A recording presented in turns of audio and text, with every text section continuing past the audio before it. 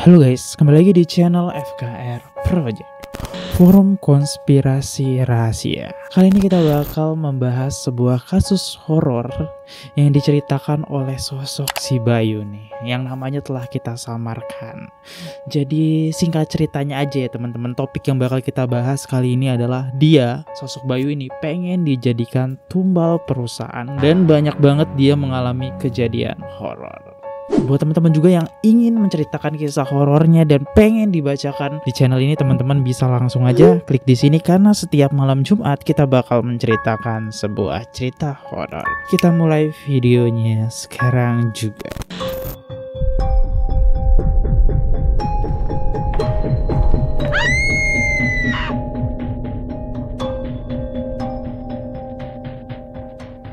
Kejadian ini tahun 2015, itu tepatnya di bulan Oktober.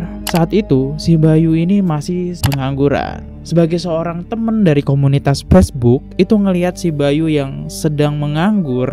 Akhirnya si Bayu ini dikenalkan lah oleh si Pak Edwin. Dan gak lama dari situ Bayu langsung aja lah kontak Pak Edwin karena posisi Bayu di situ sedang menganggur. Bayu coba mengetik, "Assalamualaikum Pak, ini perkenalkan nama saya Bayu. Saya dapat info dari salah satu teman saya di komunitas tempat Bapak bekerja itu ada lowongan pekerjaan." Oh, Pak Edwin langsung aja jawab, "Oh betul Mas. Sebenarnya di sini posisinya Pak Edwin itu sudah tahu siapa Bayu tersebut karena udah dikenalin oleh teman komunitas Bayu tersebut." Begini saja, besok Mas Bayu hari Kamis itu datang ke sini ya, ke tempat kerja. Nanti kita ngobrol-ngobrol dulu sebelum mulai membahas pekerjaan. Lalu masuk hari Kamis, Bayu pun datang ke lokasi yang telah ditunjuk oleh Pak Edwin. Saat sampai, Bayu bertemu Pak Edwin, tetapi belum bertemu dengan bosnya. Dalam percakapan itu, Bayu dan Pak Edwin berbincang-bincang tentang gaji, bonus, terus rute perjalanan yang bakal dia tempuh, dan pekerjaan dia di sini adalah sebagai supir truk. Sudah berbincang cukup lama, Pak Edwin bilang kayak gini, Ya sudah, hari Sabtu kamu bareng saya datang untuk menghadap bos ya, Bayu. Bayu disitu jawab, "Siap Pak." Masuk di hari Sabtu, Bayu akhirnya bertemu dengan bos bersama Pak Edwin. Di sana Bayu diinterview, dites ya layaknya sebagai seorang pekerja. Setelah selesai, Bayu dibawa ke daerah Karawang untuk mengirim barang. Setelah perjalanan, Bayu telah tibalah di Ban dalam keadaan sudah larut malam. Singkat cerita, semua berjalan dengan normal. Lalu tiba-tiba Pak Edwin bilang kayak gini, Bayu, hari Senin kamu disuruh bos bawa mobil yang warna putih ya. Di sini Bayu bingung karena kan kayaknya kerjanya belum sampai 3 hari, tapi udah dipercaya buat membawa mobil tersebut. Setelah hari Senin, Bayu pun akhirnya mulai pekerjaan dia tanpa merasa kejanggalan apapun. Semua masih terlihat begitu normal. Saat itu Bayu bekerja di lokasi gudang yang terletak di pinggir jalan dengan turunan yang lumayan cukup curam. Setelah itu gerbang dibuka. Di sini Bayu bisa ngeliat ada posisi gudang itu berada di sebelah kanan. Sementara di sebelah kirinya itu berdekatan dengan kantor dan dengan area parkir mobil buat mobil-mobil truk ya. Dan dari situ juga nggak jauh ada saung nih, tempat biasanya para supir itu berkumpul. Sekitar 3 jam mengirim barang, Bayu baru diperbolehkan pulang. Namun karena posisi kontrakan sama tempat kerja yang cukup jauh, si Bayu memutuskan, udah mending tidur di dalam mobil aja nih. Nah, si bosnya ini ngelihat Bayu kok masih di dalam mobil karena udah di jam pulang nih harusnya. Di situ bosnya langsung nyamperin Bayu dan bertanya, Mas, sampean mau tinggal di mana? "Saya tidur di mobil aja bos, nggak apa-apa kan bos?" Ya wis, nggak apa-apa. Akhirnya di situ masuklah maghrib, terus Bayu sholat. Selesai sholat, Bayu pun ngaji nih dan membaca Yasin di dalam mobil dia. Waktu terus berlalu hingga tiba waktu sholat Isya. Setelah sholat Isya, Bayu memutuskan untuk pergi menuju saung. Lokasi saung itu berada di dekat area parkir mobil tersebut. Di sini biasanya saung ini tempat orang beristirahat. Ia tiba di sana sekitar pukul jam 8 malam. Suasana saung itu terasa sejuk. Namun tak lama setelah itu ia duduk di saung, tiba-tiba muncul seorang pria tua sekitar usia 50 tahunan. Ya, tanpa merasa takut, Bayu akhirnya berdiri dan menghampiri pria tua tersebut. Lalu Bayu salimlah dengan Pak tua itu, ya dengan sopan santun ya. Pria tua tersebut itu berkata gini, "Sampean baru Mas di sini?" "Ya Pak." Bayu bertanya lagi nih, "Bapak yang jaga sini ya?" "Ya Mas, saya yang jaga sini, kebetulan saya shift malam nih Mas." Nah, lalu di sini Bayu dan bapak tua tersebut itu berinteraksi lah layaknya ketemu orang baru ya, komunikasi biasa, nanya di mana kegiatannya segala macem. Terus ada satu pesan dari bapak tua ini, "Mas, kalau kerja yang penting jangan lupa sholat. Namanya umat muslim dan sholat itu kebutuhan kita Mas." Setelah kejadian tersebut ini terus berlanjut nih. Si Bayu sering banget ketemu dengan bapak itu. Sehari, 2 hari, 3 hari, itu masih bertemu nih. Masuk ke hari keempat, Bayu pun kebingungan karena ini nggak ketemu oleh penjaga yang di sana Pak tua tersebut. Nah, dia malah ketemu oleh security yang lain lagi nih. Tapi perawakannya nih beda, bukan tua, tapi perawakannya di sini tinggi, besar. Dia menggunakan celana security dengan jaket TNI. Terus satpam ini bilang kayak gini, "Saya tiap malam jaga sini Mas. Katanya sampean tiap malam tidur di mobil ya?" Di situ sontak Bayu mulai merasa kebingungan nih akan perkataan satpam tersebut. Selama seminggu Bayu memendam kebingungan. Lah, Pak tua tersebut siapa jadi ya? Dalam pikiran si Bayu nih. Setiap malam bapak itu tidak berani ke gubuk itu. Cuma bagi Bayu, hawanya tuh selalu merasa terpanggil ke situ. Karena menurut Bayu, di situ tempat paling ternyaman. Sampai minggu selanjutnya Bayu pun merasa kebingungan karena tidak bertemu oleh tua tersebut. Semenjak itu Bayu pun memberanikan diri untuk ngobrol dengan satpam. Bayu pun bertanya, "Pak, sebelumnya saya mohon maaf nih. Saya pertama kali kesini ketemunya itu bukan bapak loh, tapi ada bapak-bapak yang lebih tua lah ya." "Gak mungkin Mas." Jawaban satpam ini sambil kayak terheran-heran.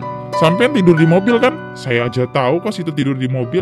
Nah, satpam itu udah tahu masalah kejadian-kejadian horor. Udah Mas, gak usah dipikir-pikirin lagi Mas. Masuk minggu kedua, pas hari Senin, siang yang biasanya dingin, tiba-tiba jadi gerah banget. Malamnya pun ikut-ikutan, kayak masih gerah juga nih.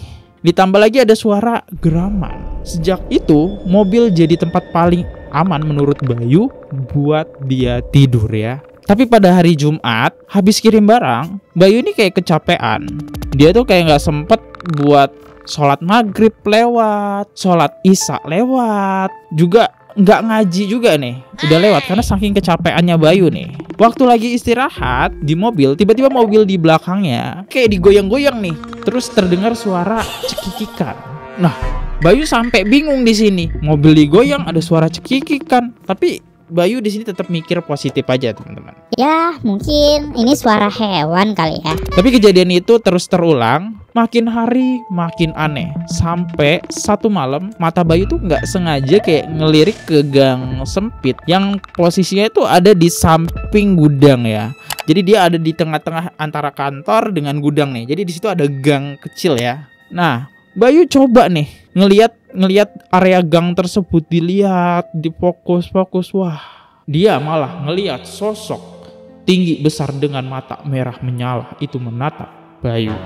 Setelah kejadian itu, Bayu akhirnya kayak memutuskan, ini sih mending ngontrak aja nih daripada Bayu ini tiap hari ngelihat kejadian hal kayak gitu terus. Tidurnya juga nggak nyenyak gitu kan.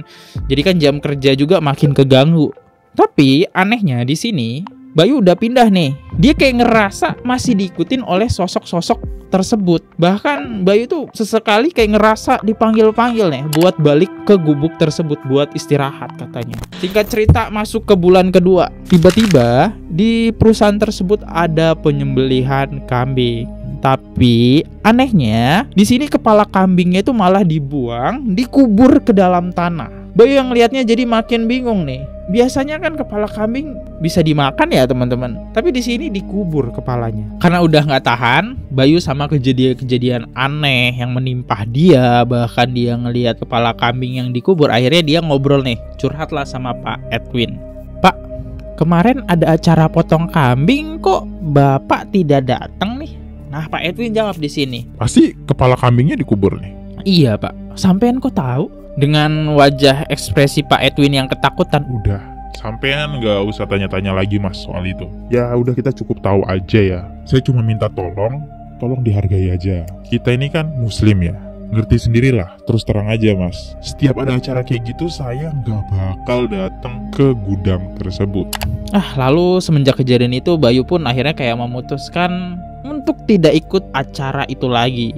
Lalu hari Seninnya, Bayu pun datang ke gudang dan disambut oleh bosnya. Di sini posisi bosnya sambil marah nih. Loh, kamu kok kenapa pulang sih?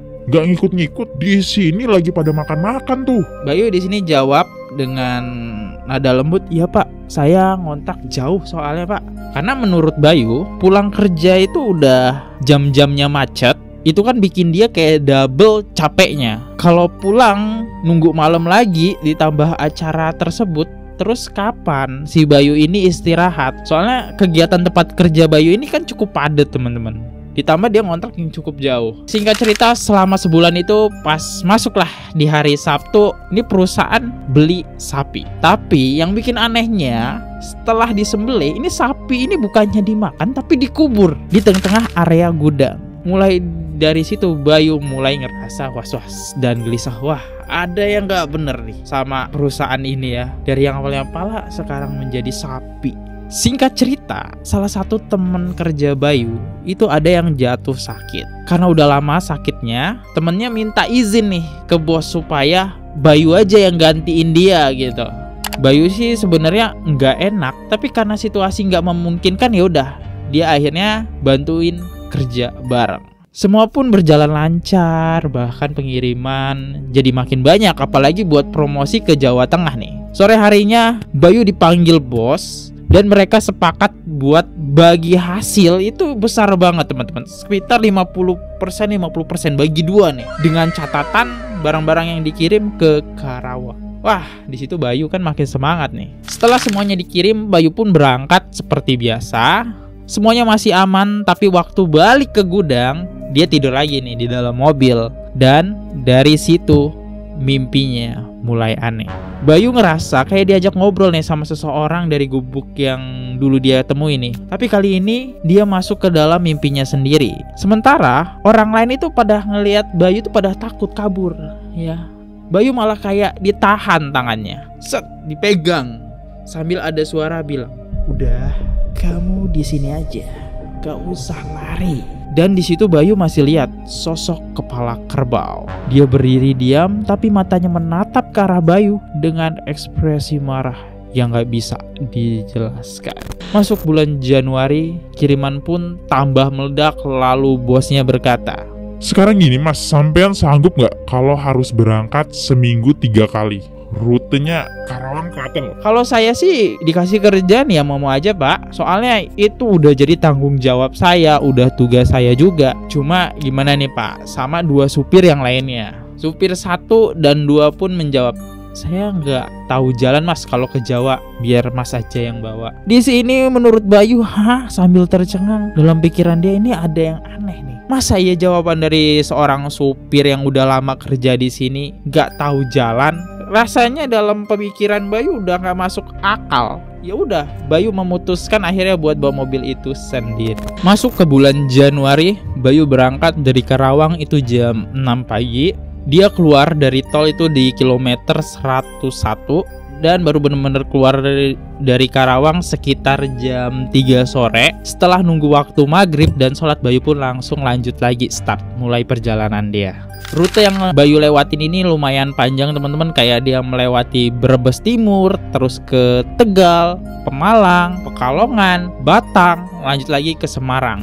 Habis itu masih masuk lagi ke Bawan Salatiga, Boyolali, Kartasura, dan terakhir sampai Klaten. Tapi yang bikin Bayu nggak enak hati justru waktu keberangkatan terakhir ini nih. Sejak dari rumah aja, Bayu tuh udah ngerasain kejanggalan-kejanggalan yang aneh gitu. Kayak mau berangkat males, ditambah tiba-tiba badannya capek, pegel-pegel. Tapi Bayu tetap berpikiran positif, karena seminggu ini kan Bayu terus-terusan kerja nih. Seminggu bisa 3 kali, itu benar-benar nguras tenaga Bayu. Tapi karena tanggung jawab, Bayu tetap aja dia maksain berangkat ke sana. Singkat cerita, masuklah di jam 9 pagi. Bayu masuk tol itu arah Brebes, itu di sekitaran jam 11. Dia sampai itu di Alas Roban. Di situ ada 3 jalur, 2 jalur lama dan 1 lagi jalur baru nih. Nah, pas lagi lewat, Bayu ngerasa ada yang aneh dalam perjalanan ini. Dia kayak mendengar mulai suara cekikikan. Dan yang lebih bikin merinding, ada suara bisikan pelan-pelan yang ngomong di telinganya Bayu. Tenang saja, jalan terus. Yaudah, Bayu nggak menghiraukan.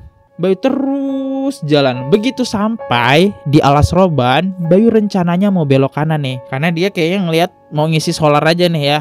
Soalnya posisi pom bensin itu nggak jauh dan itu berada di sebelah kanan Bayu. Tapi anehnya, waktu Bayu pengen ngebelokin mobil tersebut, Bayu ngerasa setirnya kok keras nih mau belok ke kanan. Dan ada yang merasa kok setirnya jadi ditarik ke kiri kayak gini nih. Ada yang nahan nih. Wah, Bayu di situ berusaha belokin lah ke kanan. Tiba-tiba aja setirnya kebanting sendiri ke arah kiri. Dan di detik itu juga ternyata ada mobil yang arah berlawanan yang melaju kenceng banget. Itu nyaris nabrak mobilnya Bayu. Nah, di situ Bayu coba ngerem mendadak nih ke sebelah kiri ya. Ngelihat dari spion, akhirnya mobil tersebut yang melaju kencang itu dia menabrak sebuah tiang listrik. Itu tiang listriknya tuh sampai roboh. Dan kejadian fatal ini nggak bisa dihindarin, tapi di sini untungnya itu Bayu masih selamat. Ada salah satu supir yang masih nongkrong dan minum di warung kopi itu melihat kejadian tersebut, terus coba nyamperin Bayu. Dia tanya, Mas, sampean nggak apa-apa? "Ya mas, saya nggak kenapa-napa kok." Nah, si supir ini memberi saran ke Mas Bayu. Udah mas, sampean pergi aja sekarang. Nanti malah sampean dijadiin saksi loh. Setelah Bayu berpikir-pikir, ya juga ya, daripada nanti urusannya ini makin ribet, barang juga belum dikirim. Lanjutlah, setelah perjalanan 5 km berjalan, Bayu melihat seorang yang melambaikan tangan ke arahnya dengan keadaan mobilnya itu sedang mogok. Melihat itu, Bayu kayak hatinya tersentuh lah.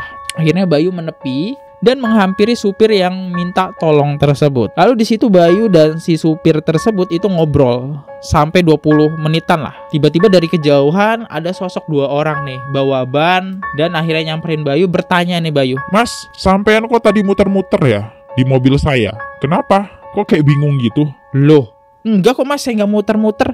Saya tadi itu berhenti soalnya ada yang melambai-lambaikan tangan nyuruh berhenti. Saya kira kan mobilnya trouble gitu kan." Iya sih mas, ini mobil trouble. Tapi lah, siapa yang mas maksud? Saya dari tadi cuma berdua loh. Dan ini mobil saya. Lah, terus yang tadi siapa? Si Bayu ini sambil kebingungan nih bertanya. Di situ supir bilang kayak gini, Udah mas, ini kan Alas Roban nih terkenal dengan angkernya ya. Gak usah dipikirin yang aneh-aneh. "Ya mas, siap. Kalau gitu saya langsung jalan lagi ya." Nah, si supir ini masih kagum nih sama si Mas Bayu tersebut. Iya mas, makasih banget ya. Udah bantu, solid banget sampean ini ya. Hati-hati di jalan ya mas. Kita masuk ke dalam perjalanan Bayu lagi. Di sini Bayu sempat melirik ke arah spion sebelah kanan. Tiba-tiba dia melihat ada mobil yang bannya pecah. Gak lama kemudian sebuah ban terlihat itu menggelinding kencang ke arah jalan. Bayu kaget, tapi di sini untungnya mobilnya itu sudah lebih dulu melaju. Kalau saja dia belum jalan, mungkin mobil bisa tabrakan dengan ban dan menyebabkan mobil Bayu ini oleng.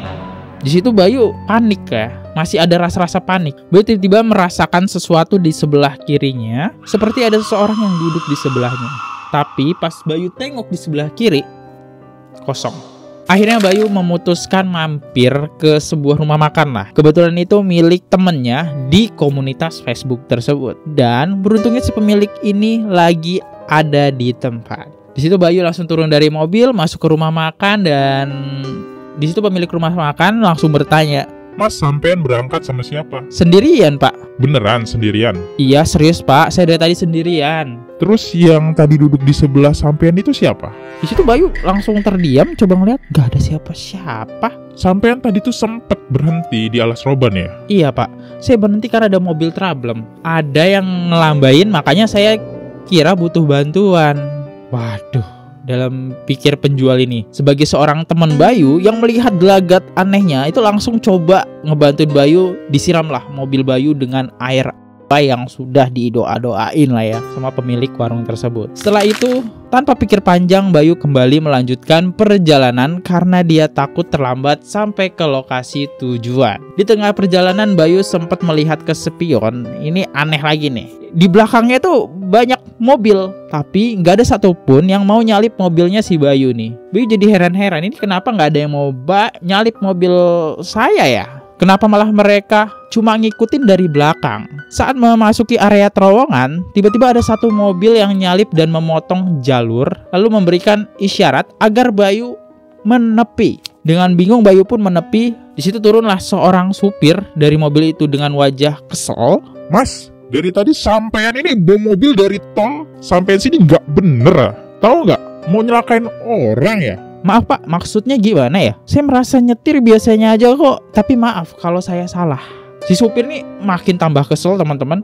Lah, Mas ini bawa mobil kanan kiri terus jalanan itu sampai dimakan semua. Maksudnya apa coba Mas? Bayu di situ bingung lagi nih. Demi Allah Pak, saya tuh bawa mobil sadar Pak. Saya di jalur yang bener, ikut markas jalan lurus, dan saya nggak nyetir itu nggak ugal-ugalan. Itu dalam perasaan Bayu tuh, yang Bayu lihat seperti itu. Nah, supir ini, wah, makin serius lagi nih sama Bayu. Mas, gini aja, sadar nggak dari tadi mobil sampean itu kayak dioleng-olengin, kanan kiri terus, jadi kita orang mau lewat juga sulit nih. Semua jalan kayak dimakan mobil sampean. Dan satu lagi, sampean sadar nggak? Ada putih-putih di atas mobil sampean. Di situ Bayu langsung terdiam tuh. Tak lama, salah satu orang dari mobil tersebut nyamperin mobil Bayu dan coba bantuin Bayu siram air lagi. Belum sempet Bayu bertanya, tiba-tiba terdengar suara perempuan melengking seperti menjerit kejauhan. Si supir nitip pesan lah ke Bayu.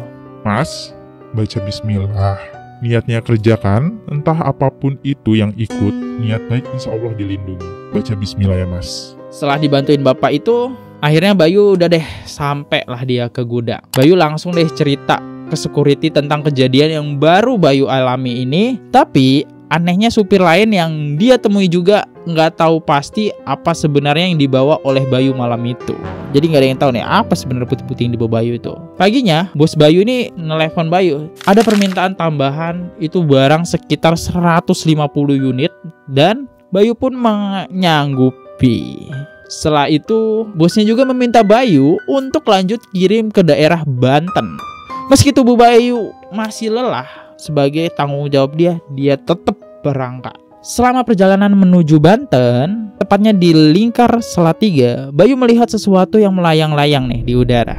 Apa nih ya yang melayang-layang di udara gitu kan? Tapi di sini ditambah dengan suara cekikika. Suara itu seolah-olah masuk langsung ke telinga Bayu. Bayu yang masih nyetir di tol cuma bisa mikir kejadian itu terus. Masuklah sekitar jam 4 subuh, Bayu akhirnya sampai di Banten. Setelah menurunkan barang, Bayu nyempetin lah tidur sebentar di kendaraannya. Tapi tidur ini justru dihantui oleh perasaan aneh. Bayu merasa ada banyak sosok yang merangkul tubuh Bayu. Tapi di antara kegelapan itu ada satu cahaya yang melindungi. Bayu akhirnya terbangun di sekitar jam 8 pagi. Bayu langsung mulai angkut muatan kembali. Dia duduk sambil nangkring di atas muatan truk tersebut ya teman-teman. Tiba-tiba ini ada angin kenceng. Dan ada satu seng melayang terbang. Dan itu jatuh tepat ke arah Bayu.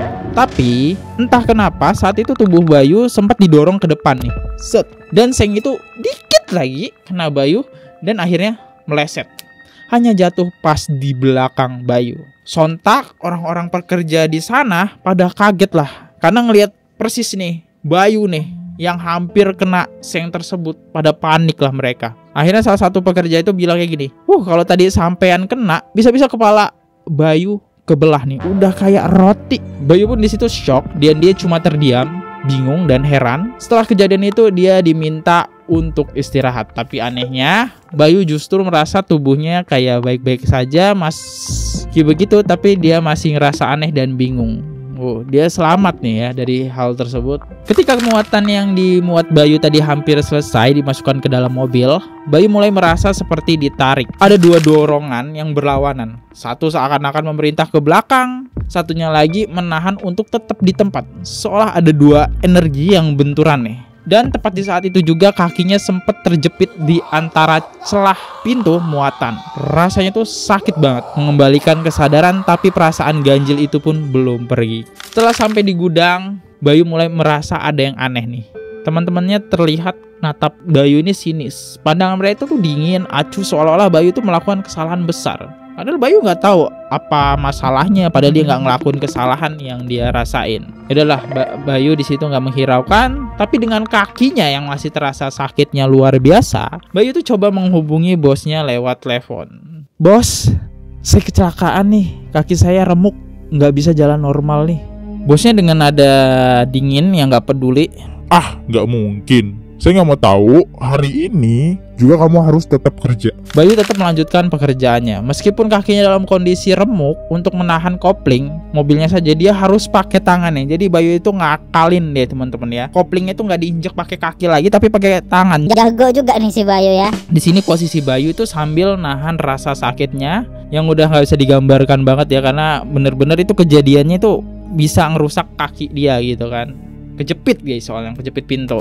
Masuklah waktu muatan kedua nih. Para kuli yang membantu mulai iba nih melihat Bayu kesakitan. Bahkan sampai para pekerja itu nawarin ke Bayu nih, Mas, istirahat aja ya. Biar kami aja yang muatin, sampean duduk aja istirahat. Nah ini salah satu dari teman pekerja Bayu. Bayu ngangguk pelan, tapi hatinya kayak tetap masih ngerasa resah. Yang bikin dia bingung, justru teman-teman kerjanya sendiri malah cuek. Gak ada yang peduli, gak ada yang nawarin bantuan. Bahkan seperti menjauh nih dari dia. Menjelang waktu maghrib, Bayu akhirnya memberanikan diri menyamperin bosnya.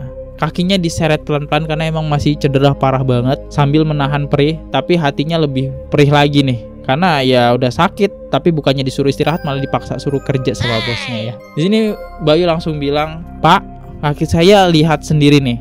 Tadi saya kerja kayak gimana?" Nah, bosnya sambil ya masih ekspresi dingin. Kerja aja, masih drama kecelakaan. Sudahlah, besok juga sembuh itu. Di tengah kondisi itu tubuhnya yang semakin lemah, seorang ibu-ibu tiba-tiba menghampiri Bayu dan menawarkan bantuan. "Ikut saya ya, kita obatin dulu tuh kaki." Bayu yang udah gak sanggup menahan sakit akhirnya ngikutin aja. Setibanya di tempat ibu itu, kakinya diolesin minyak herbal, tapi anehnya hanya sebelah yang terasa basah. Sebelahnya lagi tidak merespon apapun, seperti sudah mati rasa. Kaki Bayu itu bener-bener remuk lah ya, namanya kejepit pintu truk, teman-teman bayangin. Tak lama setelah diobati, Bayu pun ambruk. Setelah sadar, Bayu terbangun di gudang itu sekitar jam 12 malam. Tubuh Bayu itu masih lemes dan pikirannya masih kacau. Tak lama kemudian, seorang temannya datang itu buat menjemput dan mengajak Bayu buat balik ke rumahnya. Paginya, temannya itu membelikan tiket agar Bayu bisa pulang ke kampungnya. Setiba di kampung halaman, Bayu langsung bawa ke rumah sakit untuk dirongsen. Hasilnya, kakinya sudah mulai membaik meski rasa sakitnya masih terasa. Seminggu kemudian, sambil memulihkan diri, Bayu dan ibunya itu duduk di ruang tamu. Mereka mulai ngobrol deh satu sama lain antara ibu dan anak. Ibu Bayu di sini ngobrol dengan wajah ekspresi yang penuh kekhawatiran. Bayu, kamu boleh kerja di Jakarta, tapi tolong jangan kerja di tempat itu lagi ya, Nak. Bayu di sini hanya terdiam. Dalam hatinya dia masih merasa sayang untuk keluar pekerjaan itu. Soalnya Bayu mikir ini gajinya lumayan besar nih, dan banyak bonus-bonus yang bisa dia dapatkan di situ. Dan pekerjaan itu sudah dia jalanin juga cukup lama. Masuklah di hari Sabtu setelah sembuh, Bayu akhirnya memutuskan untuk mampir lagi ke pabrik. Setibanya di sana, dia kembali melihat hal yang sama. Potong sapi dan lagi-lagi dikubur di tengah-tengah. Saat bosnya ngelihat si sosok Bayu ini, tatapan bosnya itu dingin nih. Matanya menilai Bayu dari ujung kepala hingga kaki, ada sorotan aneh nih, seperti nggak suka kalau Bayu ini datang lagi ke pabrik. Detik itu juga Bayu merasa cukup. Ia akhirnya memutuskan untuk berhenti bekerja. Sore harinya, saat Bayu sedang istirahat, ia menerima telepon dari ibu kontrakan wanitanya, yang selama ini sudah menganggap Bayu itu seperti anaknya sendiri. Saat Bayu menceritakan tentang kaki dan semua kejadian aneh yang dialamin, ibu kontraknya itu langsung menangis. Tak lama, Bayu juga dipertemukan dengan bapak kontrakan. Dengan suara berat, sang bapak berkata, "Bayu, kamu itu udah diincar. Kamu tuh hampir dijadikan tumbal." Hati Bayu tuh langsung dingin mendengar itu. Semua mulai masuk akal sejak saat itu. Dia tahu tempat kerjaannya bukan tempat biasa. Bahkan sejak Bayu keluar, satu persatu karyawan lain pun ikut keluar. Dan kabarnya Pak Edwin, orang pertama yang dulu ditemuin saat awal kerja, jatuh sakit dan tak pernah kembali. Ya, begitulah kisah Bayu yang dimana hampir jadi tumbal. Ya, gimana teman-teman? Teman-teman bisa berkomentar di bawah ataupun mempunyai cerita horor langsung aja ke sini. Ini adalah cerita si Bayu. Makasih banget buat Bayu yang udah nge-share cerita horornya. Sampai jumpa di next video. Jangan lupa subscribe. Bye bye. Oke guys, subscribe channel FKR Project. Jangan lupa kalian subscribe channelnya FKR Project. Subscribe channel FKR Project. Hai guys, jangan lupa untuk subscribe FKR Project.